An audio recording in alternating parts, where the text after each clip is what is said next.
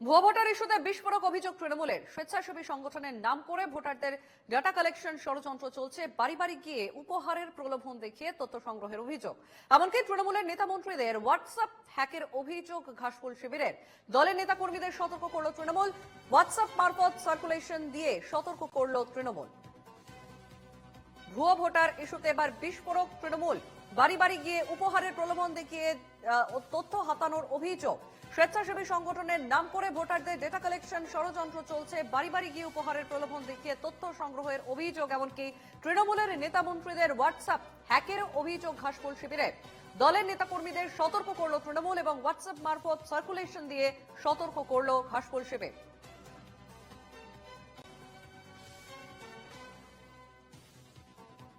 স্বেচ্ছাসেবী সংগঠনের নাম করে ভোটারদের ডেটা কালেকশনের ষড়যন্ত্র চলছে, এমনটাই বিস্ফোরক তৃণমূল। এবার ভুয়ো ভোটার ইস্যুতে বিস্ফোরক অভিযোগ তৃণমূলের। আমাদের সঙ্গে ফোন লাইনে রয়েছেন প্রতিনিধি দেবারতী ঘোষ। দেবারতী, ভুয়ো ভোটার ইস্যুতে বিস্ফোরক অভিযোগ এবার তৃণমূলের এবং স্বেচ্ছাসেবী সংগঠনের নাম করে ভোটারদের ডেটা কালেকশন চলছে, ষড়যন্ত্র চলছে। দেখো, ইতিমধ্যেই একটি সার্কুলার বিভিন্ন নেতা মন্ত্রী, জেলা সভাপতি, ব্লক সভাপতি তাদের ফোনে পৌঁছে গিয়েছে, যেখানে পরিষ্কার করে লেখা রয়েছে যে আপনাদের অবগতির জন্য জানানো হচ্ছে এনজিও বা স্বেচ্ছাসেবী সংগঠনের নামে কিছু সংগঠন তারা বাড়ি বাড়ি গিয়ে বিভিন্ন বিনামূল্যে জিনিসপত্র বিতরণ করছে এবং সেই ব্যাপারে ষড়যন্ত্র চলছে বলে তারা অভিযোগ করেছে।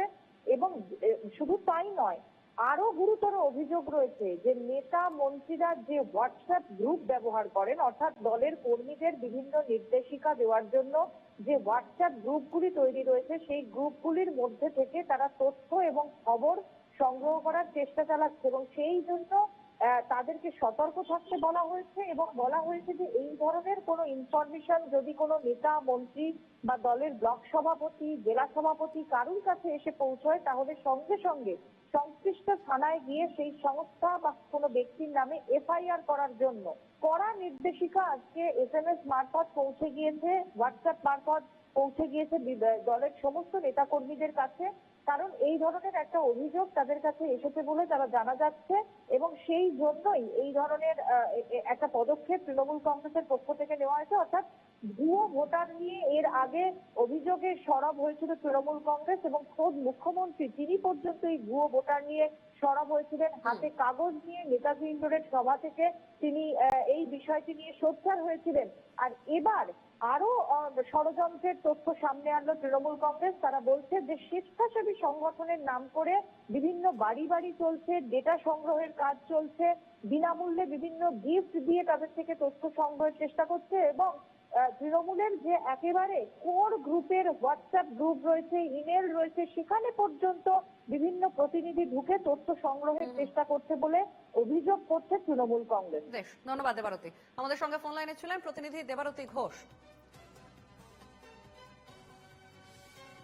আমাদের সঙ্গে ফোন লাইনে রয়েছেন বিজেপি নেতা সজল ঘোষ। সজল বাবু, আপনাকে এনকেটিভি বাংলায় স্বাগত।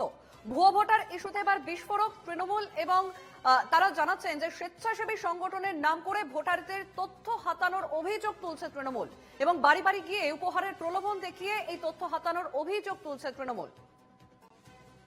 এখন এই ভুয়ো অভিযোগের আমি কি রিয়াকশন দিতে পারি বলুন তো দেখি।